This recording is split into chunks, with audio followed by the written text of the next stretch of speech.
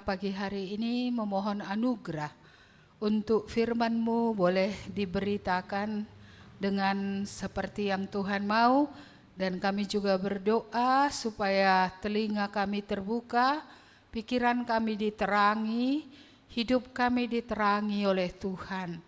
Mari Tuhan berkatilah kami semua, berkati hamba-Mu dalam menyampaikannya supaya keadaan fisik ini tidak mengganggu untuk bisa memberitakan firman-Mu, terutama pikiran ini ya Tuhan. Kami berdoa supaya tidak ada cloud yang menutupi karena gula itu, supaya sungguh-sungguh bisa terang menyampaikan apa yang Tuhan mau. Dan biarlah setiap kami boleh diberkati oleh Tuhan. Mari Tuhan berkatilah kami semua, di dalam nama Tuhan Yesus kami berdoa dan bersyukur. Amin.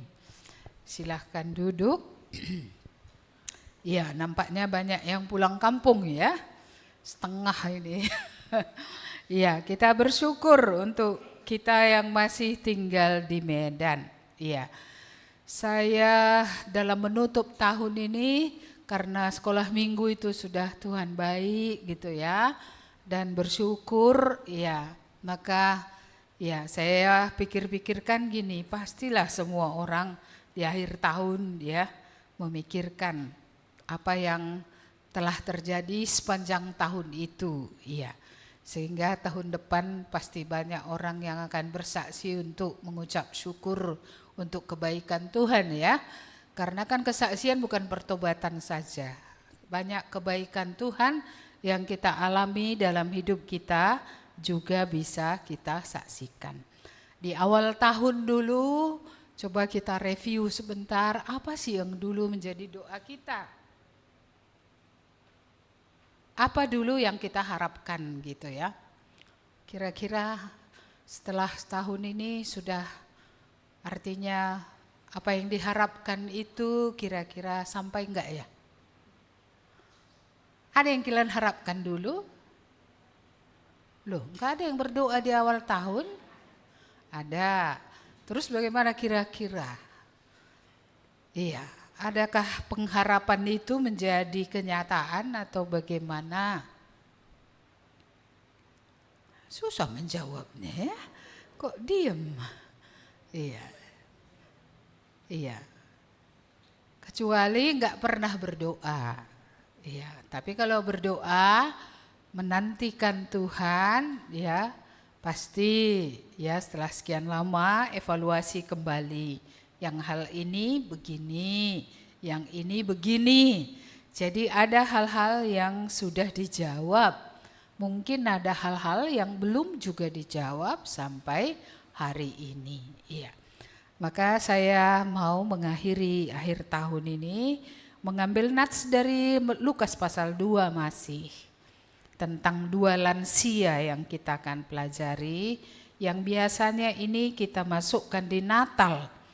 Tapi kali ini kita akan belajar dari mereka tentang menantikan Tuhan. Jadi tema kita hari ini adalah menantikan Tuhan dengan setia. Lukas 2 ayat 25 sampai ayat yang ke-38. Saya bacakan demikian firman Tuhan. Adalah di Yerusalem seorang bernama Simeon. Ia seorang yang benar dan saleh, yang menantikan penghiburan bagi Israel. Roh Kudus ada atasnya, dan kepadanya telah dinyatakan oleh Roh Kudus bahwa ia tidak akan mati sebelum ia melihat Mesias, yaitu Dia yang diurapi Tuhan. Ia datang ke bait Allah oleh Roh Kudus. Ketika Yesus anak itu dibawa masuk oleh orang tuanya untuk melakukan kepadanya apa yang ditentukan hukum Taurat. Ia menyambut anak itu dan menatangnya sambil memuji Allah. Katanya, sekarang Tuhan, biarkanlah hamba-Mu ini pergi dalam damai sejahtera sesuai dengan firman-Mu. Sebab mataku telah melihat keselamatan yang daripada-Mu, yang telah Engkau sediakan di hadapan segala bangsa, yaitu terang yang menjadi penyataan bagi bangsa-bangsa, lain dan menjadi kemuliaan bagi umatmu Israel. Dan bapa serta ibunya amat heran akan segala apa yang dikatakan tentang dia. Lalu Simeon memberkati mereka dan berkata kepada Maria, ibu anak itu, sesungguhnya anak ini ditentukan untuk menjatuhkan atau untuk membangkitkan banyak orang di Israel dan untuk menjadi suatu tanda yang menimbulkan perbantahan. Dan suatu pedang akan menembus jiwamu sendiri supaya menjadi nyata pikiran hati banyak orang. Lagi pula di situ ada Hana, seorang nabi perempuan, anak Fanuel dari suku Asher. Ia sudah sangat lanjut umurnya. Sesudah kawin ia hidup 7 tahun lamanya bersama suaminya. Dan sekarang ia janda dan berumur 84 tahun. Ia tidak pernah meninggalkan bait Allah dan siang malam beribadah dengan berpuasa dan berdoa. Dan pada ketika itu juga datanglah ia ke situ dan mengucap syukur kepada Allah dan berbicara tentang anak itu kepada semua orang yang menantikan kelepasan untuk Yerusalem. Ya, saudara-saudara, seorang petani ya tidak duduk-duduk saja menunggu hasil panen. Ya, ketika menunggu, menantikan dengan sabar, ya, dia merawat tanaman itu tentunya, memupukinya, dia bekerja dengan baik sambil tetap menantikan, ya, berpengharapan bahwa hasilnya akan ada. Seperti itu ya. Iya, orang-orang sekolah juga gitu ya. Iya, bertekun. Iya. Belajar dengan baik. Iya, dia tidak nunggu kelulusan sambil nongkrong-nongkrong. Tapi dia menunggu bisa lulus nanti dengan perjuangan yang luar biasa, ya. Dia belajar dengan baik, mungkin pagi-pagi sekali dia sudah bangun kalau dia burung pagi, tapi mungkin ada juga yang dia burung malam sehingga malam dia banyak bekerja, pagi dia tertidur seperti itu. Iya. Jadi semua yang punya pengharapan, ya, semua yang menantikan sesuatu, menanti, ya, tidak boleh dengan diam. Iya. Kita melihat 2 lansia, ini lansia loh. Tapi lansia pun dia, bagaimana dia menantikan janji Tuhan. Ya, Simeon sudah sering kita dengar namanya. Dia seorang lansia yang saleh dan benar. Ya, jadi dia bukan orang yang gegabah hidup gitu ya. Bukan suka-sukanya dia hidup. Iya, tapi dia hidup di dalam kebenaran. Dan dia seorang yang devout ya, seorang yang sangat saleh, seorang yang taat gitu ya. Iya. Jadi kita melihat ya karakter dari Simeon ini adalah karakter yang seperti itu. Dia menantikan Tuhan itu serius gitu. Dia menantikan janji itu digenapi dengan serius. Dia tidak main-main ketika dia berharap kepada Tuhan bahwa Tuhan akan menggenapi apa yang pernah dia janjikan kepadanya. Ya, dia sungguh-sungguh menanti dengan serius, dengan hidup benar, dengan hidup yang yang berbeda gitu ya dari orang-orang lain yang tidak peduli dengan Tuhan. Iya, jadi dari karakter Simeon ini kita tahu bagaimana sebenarnya dia ya, bahwa dia orang yang bukan memandang sepele pengharapan kepada Tuhan sehingga bermain-main hidup, tetapi dia serius dalam hidupnya menantikan Tuhan. Lalu dikatakan tadi Roh Kudus ada atasnya. Iya, jadi kalau ada Roh Kudus atasnya berarti bisa kita katakan dia sebenarnya orang percaya. Ya, bahwa dia sebenarnya orang percaya yang menantikan bahwa kalau dia belum melihat Mesias datang ke dalam dunia, maka dia belum akan pulang ke surga seperti itu. Iya, jadi dia seorang yang dipenuhi oleh Roh. Jadi maunya kita dalam menantikan itu ya, bukan saja kita hidup benar, devout ya, setia gitu, serius, tetapi kita juga harus menjadi orang yang dituntun atau dipimpin oleh Roh Kudus. Ya, kita melihat bagaimana ketika Yesus dibawa ke bait Allah, mengapa pula pas di situ Simeon itu ke bait Allah? Ini kan bukan kebetulan, ini bukan kejadian yang bisa dikatakan accident gitu ya. Kebetulan bukan. Ini sesuatu yang diaturkan oleh Roh Kudus supaya ya Simeon yang menantikan penggenapan dari janji itu akhirnya bisa melihat realitas janji yang Tuhan katakan itu memang digenapi. Iya. Saya tidak tahu bagaimana kita bersikap terhadap janji Tuhan, terhadap firman Tuhan yang pernah berbicara kepada kita. Apakah kita memandang itu serius atau kita mengabaikannya? Tapi Simeon tidak pernah mengabaikan apa yang dia mengerti, yang sudah Tuhan katakan kepadanya.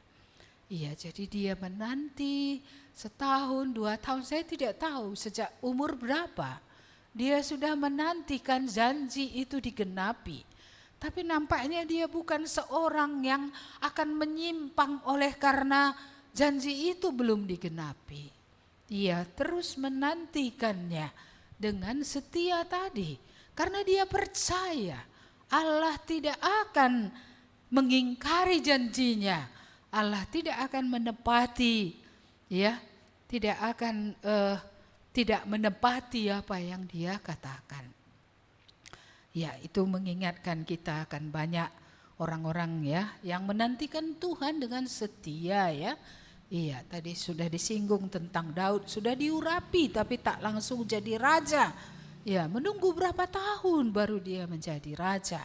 Diurapi mungkin umur 14-15, naik tahta umur berapa?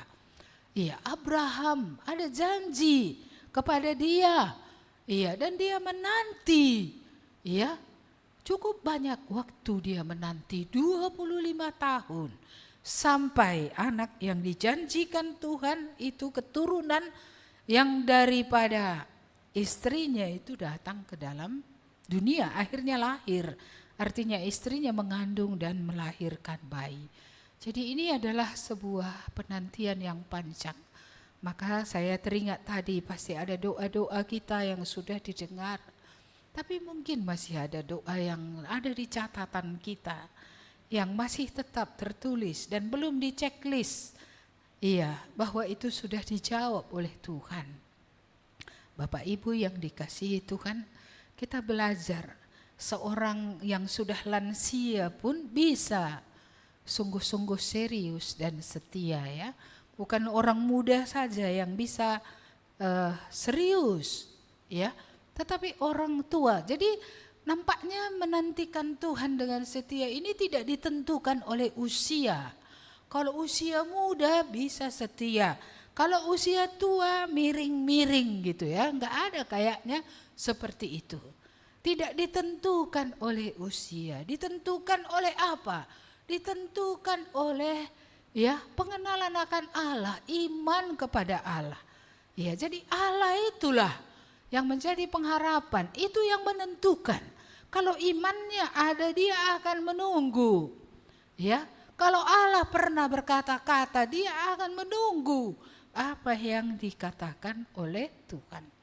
Saya tidak tahu apakah ada di antara kita yang sudah semakin lemah, ya, ketika akhir tahun ini gitu ya, atau semakin semangat, mengapa? Wah, banyak kali perkataan Tuhan yang digenapi dalam hidupku. Banyak kali aku ditolong oleh Tuhan gitu. Jadi dia bergairah gitu. Iya, tapi mungkin tak ada yang sudah letoy ya kan? Iya, sudah letoy. Iya. Ya, bagai-bagai naring lalap Nina bagai ya. Saya macam terjemahannya itu ya. Seperti itulah terus katanya. Jadi dia seperti menjadi orang yang pelse. Tahu pelse? Kayak tawar hati gitu. Iya. Ada di sini tawar hati? Enggak ada yang ngaku. Memang enggak ada ya? Iya. Atau ada yang di sini bergairah karena wah, dari awal tahun sampai akhir tahun begitu banyaknya perbuatan Tuhan. Jadi aku percaya, aku tidak melupakan semua yang dibuat Tuhan, dan aku percaya tahun depan juga Tuhan akan melakukan lagi perkara-perkara besar dalam hidupku. Simeon menanti, bukan menanti tadi dengan main-main. Dia menanti dengan datang kepada Tuhan terus, memelihara hubungannya dengan terus. Kadang-kadang kalau kita menanti lama, sering kita melenceng. Mengapa? Ya karena musuh kan masih terus bekerja. Dia akan mengatakan, Tuhanmu pun tidak menolong engkau. Kau dibiarkan. Jadi akhirnya ya menyimpang kepada jalan yang salah. Ya memang iblis ini musuh yang masih sangat gencar dan licik ya, yang masih terus bekerja. Untuk apa? Ya, untuk membuat kita ini menjadi rentan, menjadi lumpuh secara rohani, sehingga akhirnya kita benar-benar menjadi orang yang gak ada gunanya hidup. Kita tidak ada gunanya hidup. Mengapa? Karena kita sudah ditusuk oleh jarum gelap itu. Ya, maka saya tidak heran kalau sudah ditusuk oleh jarum gelap itu, ke gereja ini pun udah tidurnya itu. Iya, makanya saya sering mengamati siapa yang tidur ya. Ini sakit atau sehat ya gitu ya kan. Biasanya tidur itu, ke gereja ngantarkan tidurnya aja, amin nanti bangun diam. Iya, Bapak Ibu yang dikasihi Tuhan. Sepanjang perjalanan hidup ini kita tidak boleh ingat ada Tuhan yang kuat yang bisa menopang kita. Tapi di sisi lain juga ada musuh yang hebat tadi yang akan menghancurkan kita. Kita tinggal bergayut kemana? Kita berpaut kemana? Kepada Tuhan Allah semesta alam yang kuat, ataukah kita ya mencari ya mengikuti dunia lagi? Ya, apakah kita kembali lagi kepada berhala? Ataukah kembali lagi kemana? Kepada dunia dari mana kita dulu ditebus? Apakah kita kembali lagi kepada daging? Kemana kita kembali? Iya, orang yang sungguh-sungguh ya, seperti Simeon ini tidak ada tempat untuk menyimpang. Bagi dia Tuhan adalah segala-galanya. Itulah sebabnya walaupun tahun demi tahun berganti, doa yang itu belum dijawab. Mungkin doanya yang lain ada. Dalam hal lain dia telah dipelihara Tuhan. Tapi dalam hal bahwa harus dia lihat dulu juru selamat itu baru dia bisa pulang. Ya mungkin dia sudah rentah ya. Sudah mungkin dia pun sudah lebih suka pulang. Ya tapi Tuhan bilang, kalau belum kau lihat keselamatan terang bagi bangsa-bangsa itu datang, kau belum akan pulang. Ya, ini istimewa juga karena Tuhan memberitahu kepada dia kapan dia pulang ya. Kan jarang juga Tuhan memberitahu kepada orang kapan dia pulang. Enggak tahu dia kapan pulang. Ya, kalau tak tahu dia kapan pulang, kurasa siap-siap ya. Ya. Tapi entah kita pun enggak tahu kapan Tuhan datang, ya kita memang harus terus siap-siap. Masih ingat dalam Matius 25 tentang gadis-gadis yang bijaksana dan gadis-gadis yang bodoh itu? Iya, gadis-gadis yang bodoh itu tidak menyiapkan minyak pada lampunya. Tapi gadis yang bijaksana itu menyiapkannya. Dan ketika pengantin itu datang, yang masuk bersama pengantin itu yang bijaksana itu. Tapi yang tidak ada minyaknya, ya dia tidak ikut masuk. Bahkan pintu telah tertutup. Iya. Dan tidak bisa lagi mereka masuk sama sekali. Iya, saya menghubungkan ini dengan kedatangan Tuhan ya. Iya, Tuhan pasti akan datang kedua kali. Kita semua harus seserius Simeon menantikan bahwa dia memang pasti datang. Kita tidak bisa hidup sembrono sesuka kita, tapi kita harus hidup benar. Kita harus hidup devote, mengabdi kepada Tuhan. Kita juga harus dituntun oleh Roh Kudus sampai kegenapan janji itu. Coba kita melihat sebentar dari Roma pasal 13. Kasih tanda ini tadi karena kita masih akan kembali ke sana. Kita melihat sebentar Roma pasal yang ke-13.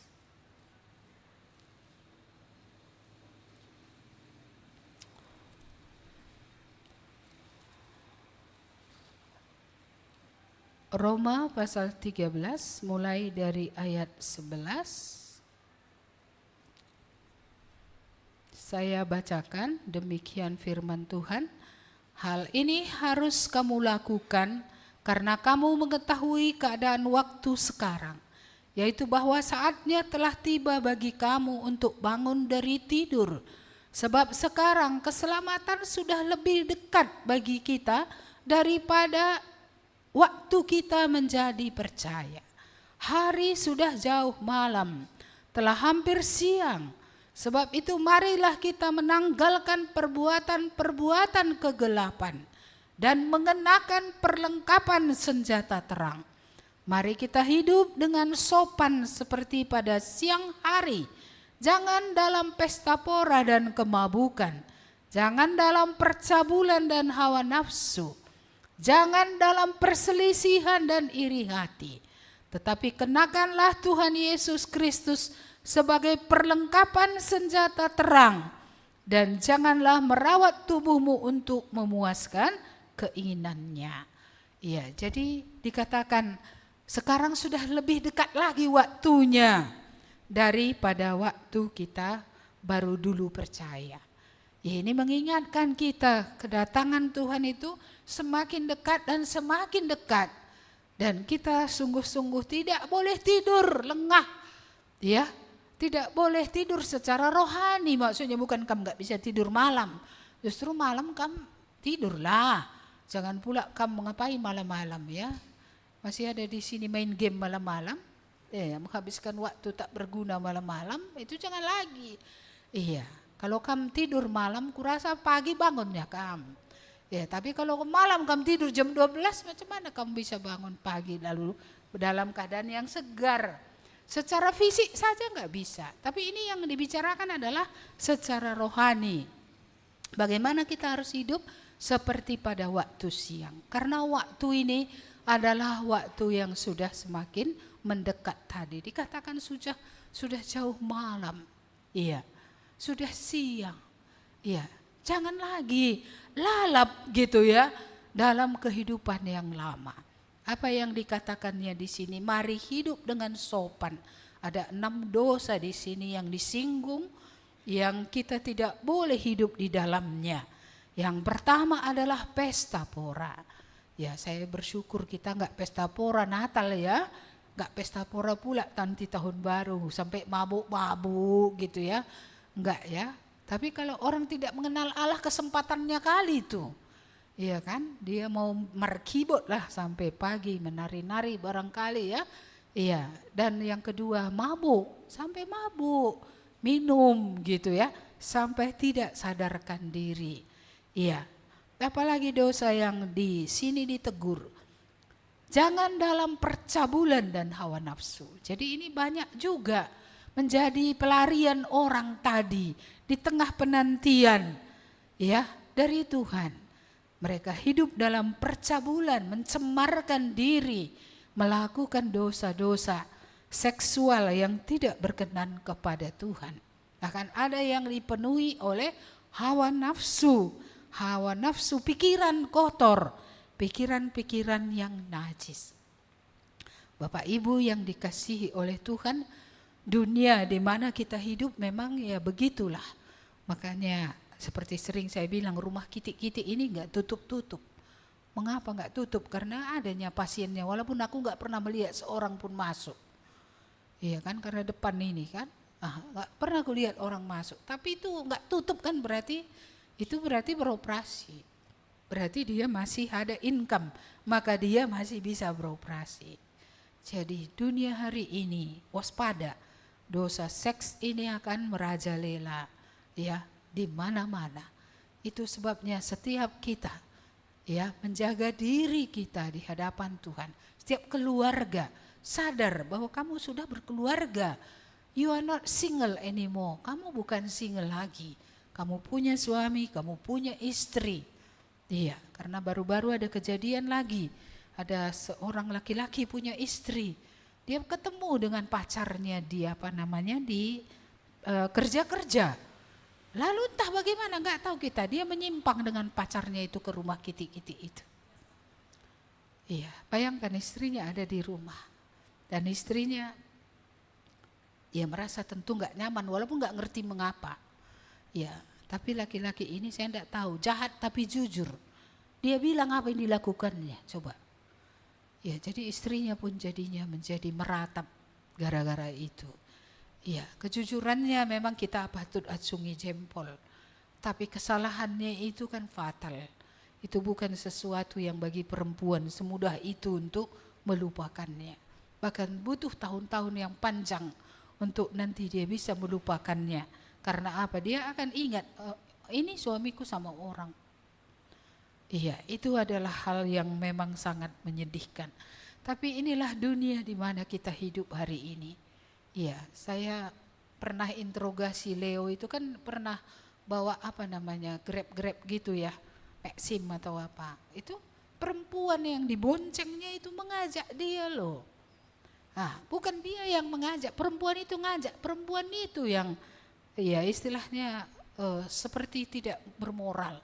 Sampai dia menghentikan kereta itu dan bilang, menegurnya dengan keras, kamu tidak punya moral gitu. Kamu tuh jangan melakukan seperti itu Kak, seperti itu ya kan. Iya, tapi ya bersyukur masih ada laki-laki yang berdiri tegak kayak Yusuf yang menolak ya Tante Potifar.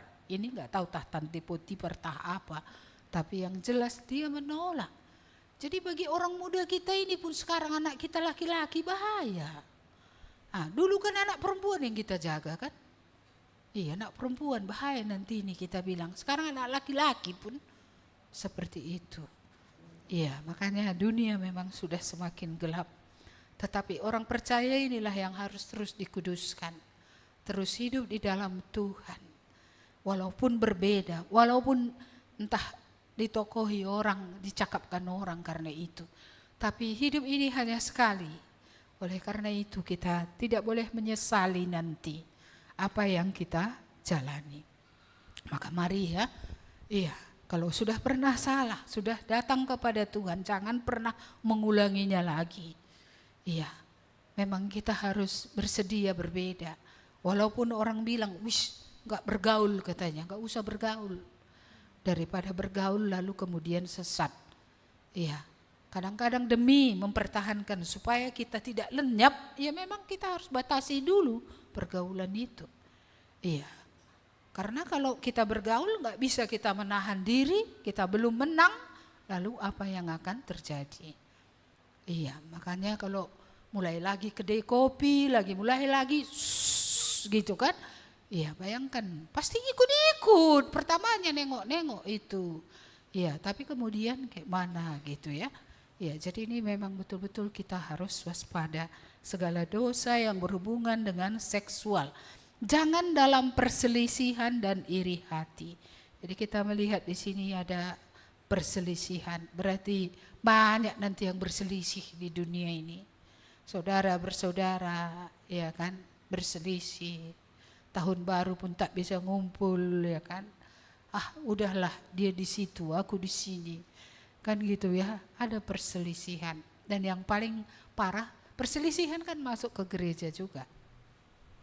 Karena ada perbedaan pendapat, ya.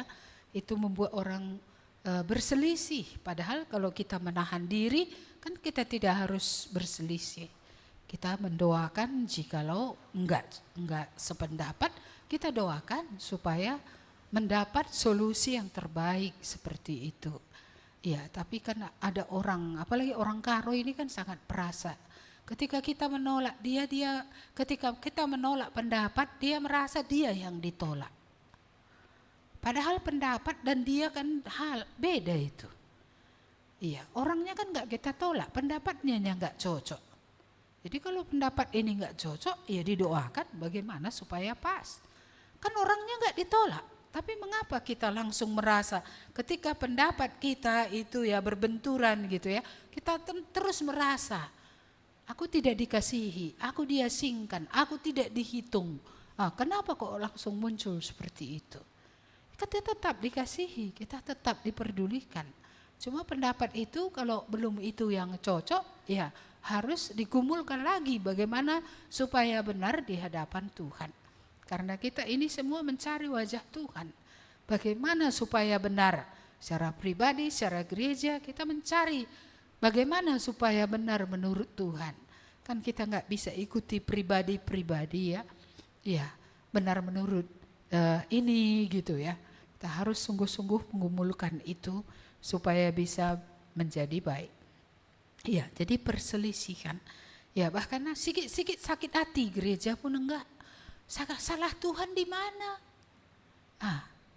Entah nggak cocok rasanya sama pendeta, sampai nengok pendetanya pun mungkin nggak mau lagi. Iya. Jadi kalau nggak cocok, tegur pendetanya, Bu, kamu salah. Kalau memang aku salah, bertobat aku. Ya kan gitu ya kan?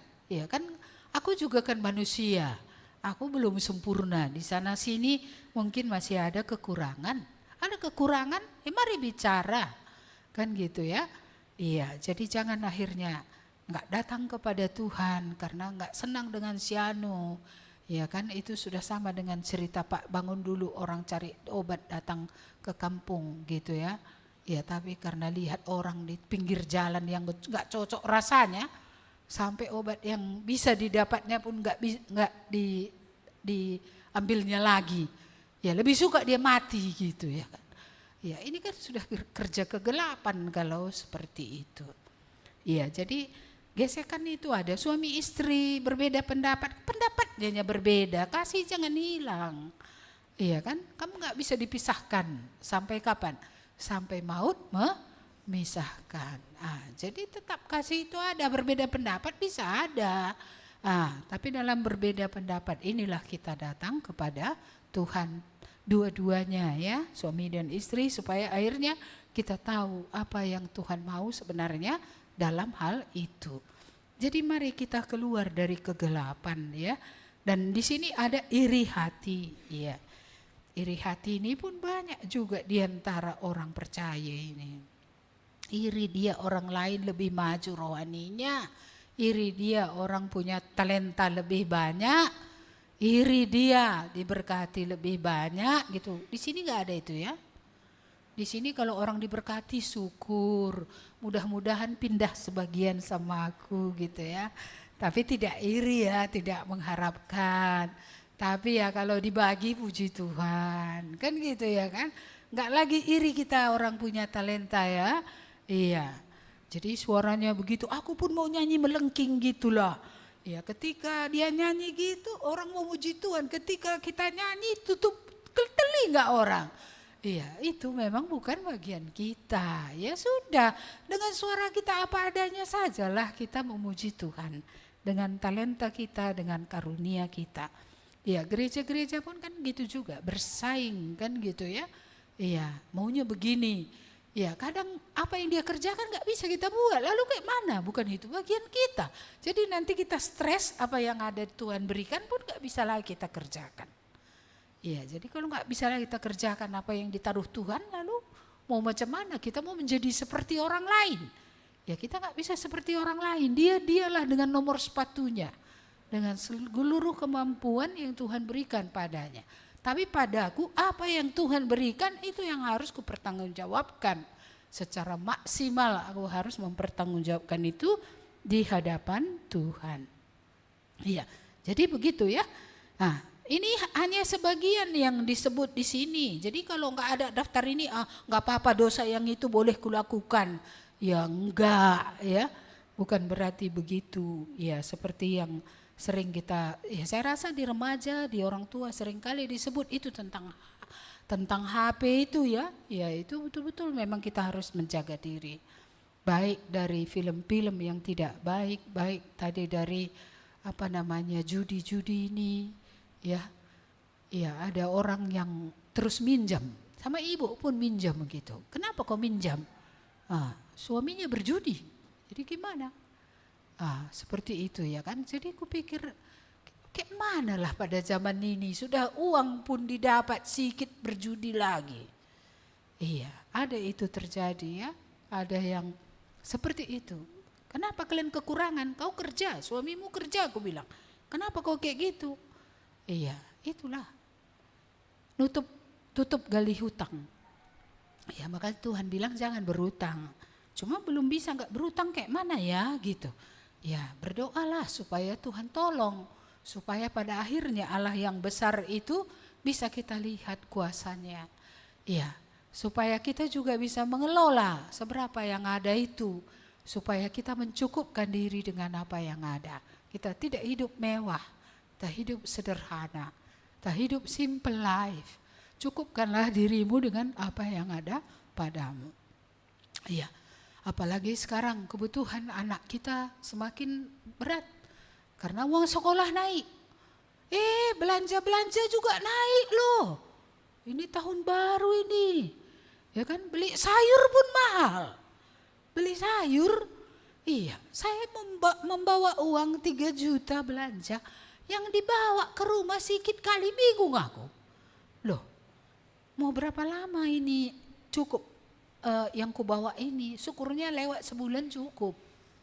Iya, karena didistribusikan dengan sedikit-sedikit seperti itulah. Jadi saya melihat kebutuhan rumah tangga sudah semakin naik. Anak sekolah biayanya semakin tinggi. Apalagi kalau sudah masuk SMA, masuk universitas, tambah mahal. Belum lagi kalau dia tidak dapat beasiswa, ya, dia harus bayar entah 7 juta per semester seperti ini. Ini kan bukan keadaan yang mudah. Jadi kalau kita tidak melekat pada Tuhan, minta hikmat Tuhan bagaimana? Iya, dan kalau Tuhan tidak menambahkan juga apa yang perlu bagaimana? Iya, jadi kalau kita tidak dekat dengan Tuhan, makin jauh dari Tuhan, bagaimana Tuhan menambahkan? Kalau hidup kita pun tadi main-main tidak serius, bagaimana Tuhan tambahkan? Jadi sungguh-sungguh ya, kita perlu bergantung penuh kepada Tuhan. Mari kita keluar ya dari apapun ya yang tidak berkenan tadi kepada Tuhan. Roma 13 tadi ya. Ya. Baik. Mari kita lanjut sedikit lagi bagian dari Hana tadi. Ya, itu tadi di Lukas pasal 2.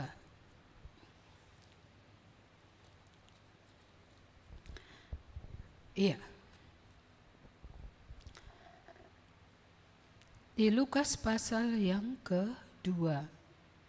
Tentang Hana tadi mari kita lihat ayat berapa itu ya. Ayat yang ke-36. Lagi pula di situ ada Hana, seorang nabi perempuan, anak Fanuel dari suku Asyer. Ia sudah sangat lanjut umurnya. Sesudah kawin ia hidup 7 tahun lamanya bersama suaminya. Jadi ini pernikahan yang pendek. Kita tidak tahu apakah suaminya ini meninggal. Besar kemungkinan meninggal ya. Karena tidak terbiasa juga pada zaman itu di Israel perceraian ya. Ya. Ada tapi tidak banyak. Ya, kita melihat di sini dan siang malam beribadah dengan berpuasa dan berdoa. Jadi kita melihat bagaimana Hana menantikan juga penggenapan daripada janji Tuhan. Dia menghabiskan waktunya di bait Allah sampai usianya 84 tahun. Katakanlah dia menikah, kalau zaman dulu mana ada menikah 30 tahun. Ataukah di bait Allah itu ada yang bisa dia kerjakan sebagai perempuan, saya tidak tahu. Tapi yang jelas kita melihat bahwa Hana ini juga seorang yang serius dalam bertuhan. Dia sangat serius. Dan ketika Yesus dibawa ke bait Allah, Hana ada di situ. Dan Hana ini ya, dia yang akhirnya bercerita tentang Yesus kepada semua orang yang ada di bait Allah itu, yang menantikan kelepasan bagi Israel. Jadi dari situ kita melihat bahwa dia sebenarnya mengenal Tuhan, cuma dia belum melihat Tuhan secara langsung, ya, Yesus secara langsung. Dan ketika dia sudah melihatnya, itu sungguh-sungguh membuat dia tidak bisa berdiam diri. Dia menceritakan siapa Tuhan Yesus itu kepada orang lain. Buah penantian yang digenapi menghasilkan kesaksian yang luar biasa. Nenek tua 84 tahun masih bercerita tentang Tuhan. Berapa sih batas usia orang bisa bersaksi ya? Saya rasa tidak ada batas usia orang bisa bersaksi. Iya, selama dia tidak kolihen, ya, apa namanya itu, kolihen apa ya?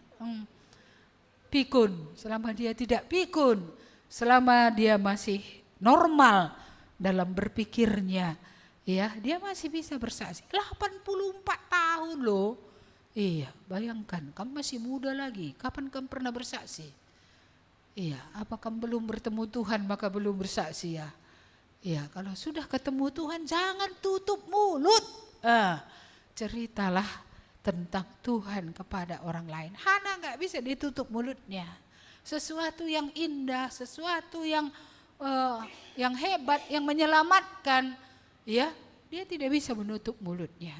Dia ceritakan itu kepada orang-orang yang juga menanti. Jadi bukan dia saja yang menanti, orang lain pun menanti. Ya, jadi kita tak tahu siapa saja yang menanti sebenarnya. Jangan dibatai. Uga maka geluhku bagenda. Kenapa nasibku begini? Ya, siapa tahu di luar sana banyak yang menanti. Cuma adakah orang yang akan menceritakannya bahwa Tuhan sudah datang ke dalam dunia, bahwa kutuk itu sudah ditanggungnya di kayu salib, bahwa dia sudah membayar lunas hutang dosa kita kepada Allah Bapa, dan tidak ada lagi sebenarnya tempat bagi iblis dalam hidup orang yang percaya kepadanya. Jadi ini sungguh ya, kelepasan yang sungguh yang patut untuk diceritakan. Ya, karena dunia hari ini ya sudah menanti. Orang-orang Israel zaman dulu itu menanti loh, di mana Mesias itu? Kapan datang juru selamat itu? Mengapa kami terus begini gitu ya? Saya tidak tahu di antara kita, pernahkah kita menangis, mengapa aku terus seperti ini? Kenapa hidupku tidak berkenan kepada Tuhan? Ya, mengapa hidupku seperti ini?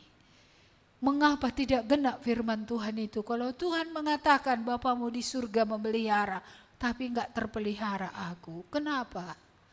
Ya, adakah kita menangisi itu ya? Ya, jadi ini kita melihat di sini bagaimana Hana yang menantikan Tuhan, bertemu dengan Tuhan, melihat Tuhan, lalu kemudian dia tidak diam, dia bicara. Dia cerita kepada orang, siapa Yesus itu?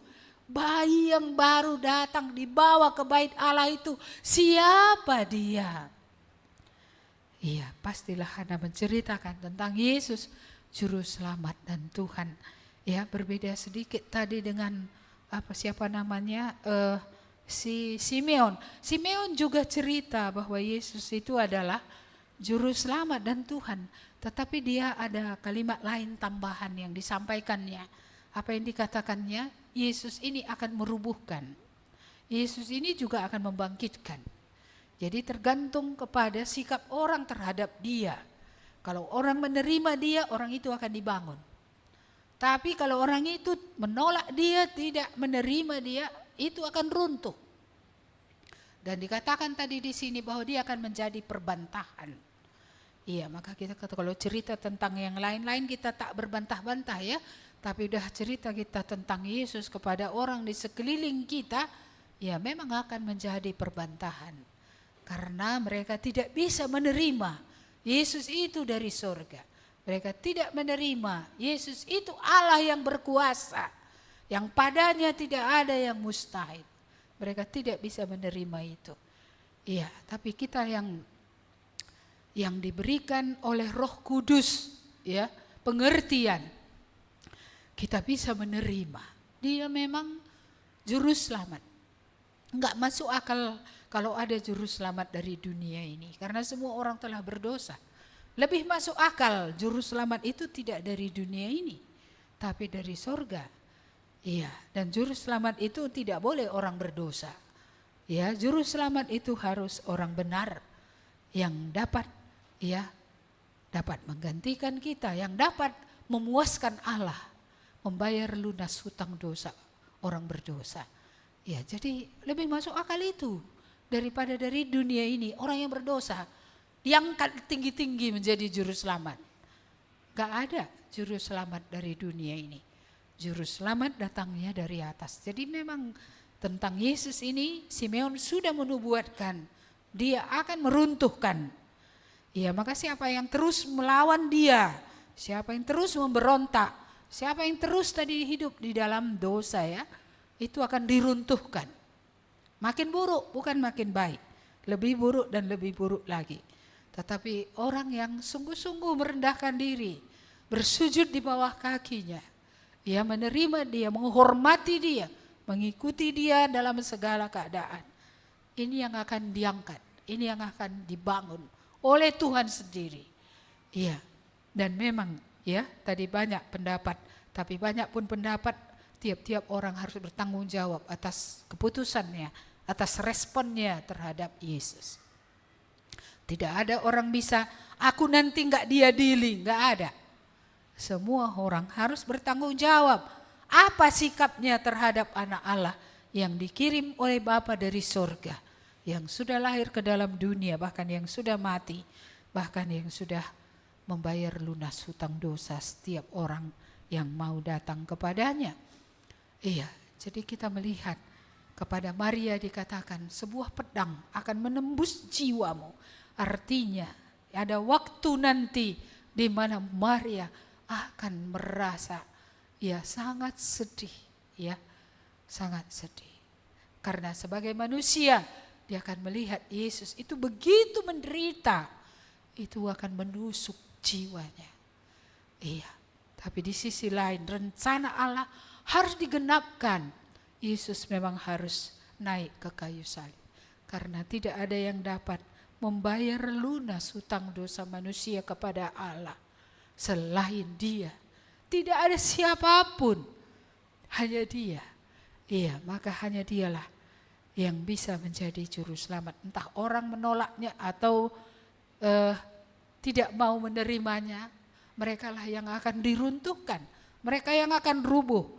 Tetapi siapa yang menerimanya itu yang akan sungguh-sungguh diselamatkan, sungguh-sungguh diangkat ke tempat yang maha tinggi. Ya, bukan menjadi anak Allah saja, tapi menjadi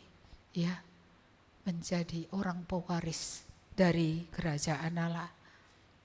Ya, jadi mari kita perhatikan bagaimana seriusnya dua lansia ini, ya.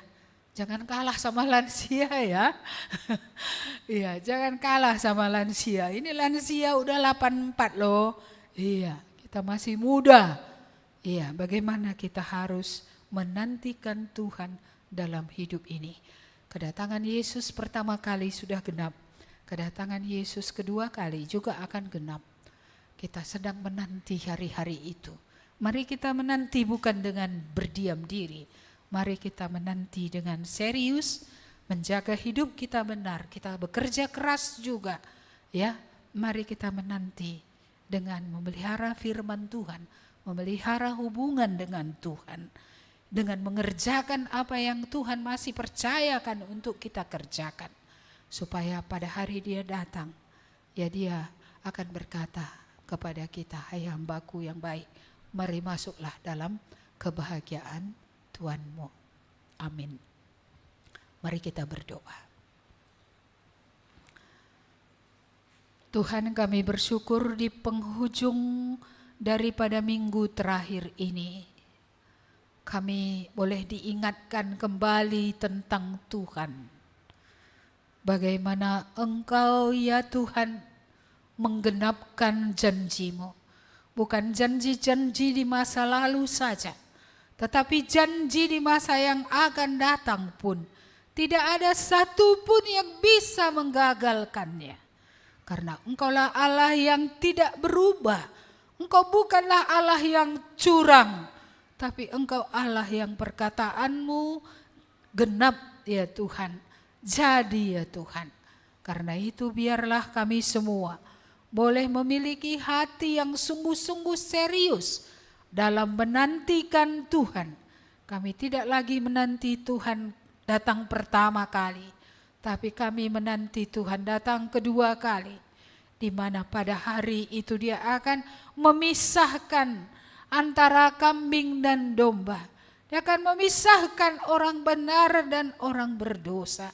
Dia akan memisahkan orang-orang yang menjadi milik kegelapan dan yang menjadi miliknya sendiri, milik daripada terang. Kami berdoa supaya masa hidup kami ini tidak akan kami sia-siakan dengan tidak sungguh-sungguh mencari Tuhan. Karena tanpa Tuhan kami pun akan binasa. Tanpa Tuhan tidak ada keselamatan. Terima kasih Tuhan, anugerah sebesar itu Bapa Engkau telah kirimkan ke dalam dunia. Itulah Yesus Kristus yang hidup membayar lunas hutang dosa kami yang banyak itu. Bukankah kami yang harus dihukum dan dibinasakan? Bukankah kami yang harus menerima hukuman yang setimpal dengan perbuatan kami? Tapi kami bersyukur Yesus sudah membayar lunas kutuk dosa itu, sudah membayar lunas hukuman yang seharusnya ditanggungkan kepada kami. Karena itu biarlah kami ya Tuhan yang belum percaya boleh datang kepada Tuhan untuk diselamatkan. Dan kami yang sudah percaya supaya kami betul-betul lewat peringatan ini tidak kembali lagi kepada dosa. Kami berdoa supaya kami tidak kembali lagi dari tempat dari mana dahulu kami diambil. Dulu kami berlumpur-lumpur dalam dosa itu ya Tuhan. Hidup kami najis ya Tuhan. Hidup kami menjijikkan di hadapan-Mu. Engkaulah Allah yang telah datang untuk membasuh kami dari dosa kami, menjadikan kami makhluk baru di dalam Kristus. Dan Engkau mau supaya kami tidak lagi kembali ya Tuhan kepada apa yang tidak berkenan kepada Tuhan. Kiranya Roh-Mu memeteraikan hati kami, supaya hari ini kami betul-betul dibaharui lagi oleh Tuhan, tidak mau lagi dibodohi oleh iblis, dibodohi oleh dunia. Tapi kami mau belajar dari Tuhan Allah kami, Allah yang perkasa, yang memelihara kami, yang menopang kami, bukan menghapuskan dosa kami saja dan membuat nama kami ada di buku kehidupan, tetapi juga Allah pemelihara yang memelihara kami selama kami hidup di bumi ini. Tuhan, tolonglah kami supaya kalau ada di antara kami yang lemah, boleh dikuatkan imannya. Kalau ada yang hilang betul-betul dibawa kembali pulang kepada Tuhan. Kalau ada di antara kami yang sudah lelah, sudah letih karena begitu banyak hal yang dihadapi ya Tuhan, kami berdoa memohon kemurahan Tuhan agar boleh di akhir tahun ini kami dibangkitkan lagi oleh Tuhan. Supaya kami pun tidak lagi tertidur terus, supaya kami tidak hidup mengikuti pikiran dan hati kami. Tapi kami boleh mengikuti Tuhan yang membangkitkan kami dari antara orang mati. Tuhan yang menghidupkan roh kami. Tuhan yang membuat kami bisa berkomunikasi, memiliki relasi yang baik dengan Tuhan. Mari Tuhan, berkatilah kami semua. Kami mengingat janji-Mu, marilah semua yang letih lesu dan berbeban berat. Aku Tuhan berkata, aku kata Tuhan, Dia yang akan memberikan kelegaan. Dan firman Tuhan juga berkata supaya kita sungguh belajar, karena Dia adalah lemah lembut dan rendah hati, dan jiwa kita akan beroleh ketenangan. Dan juga firman Tuhan berkata, firman itu tidak sulit, tidak berat, tetapi ringan bagi orang yang sungguh-sungguh sepenuhnya percaya dan berserah kepada Tuhan.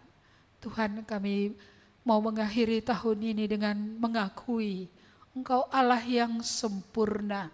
Jalan-jalan-Mu tak semua terselami. Tapi Engkau tidak pernah salah ya Tuhan. Engkau selamanya benar. Engkau selamanya baik. Engkau selamanya berkemurahan.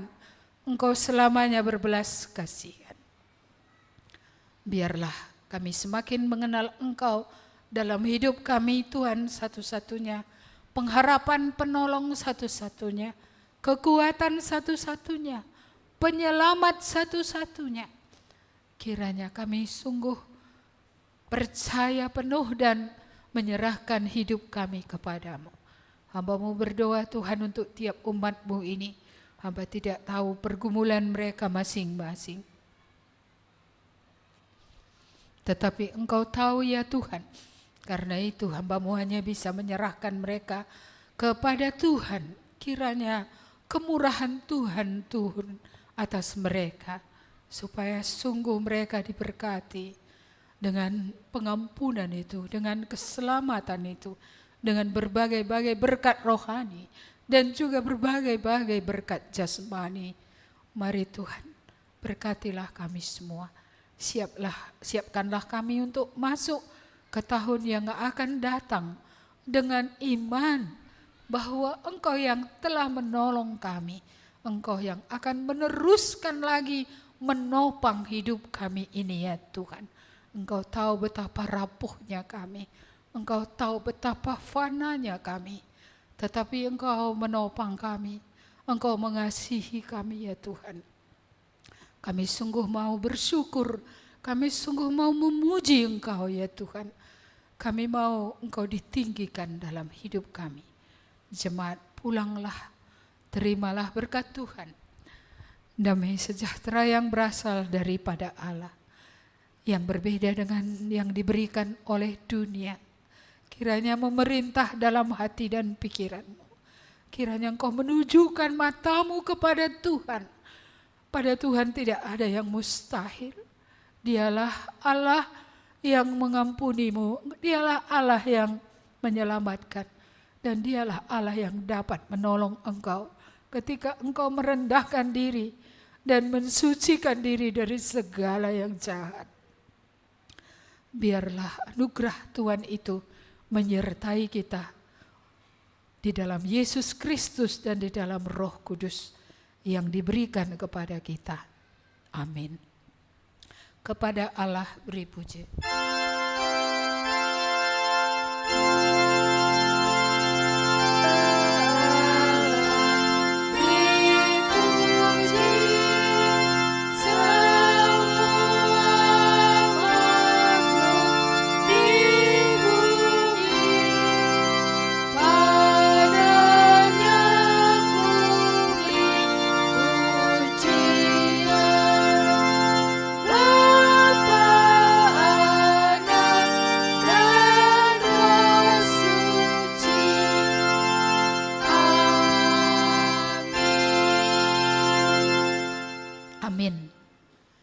Ya, selamat akhir tahun.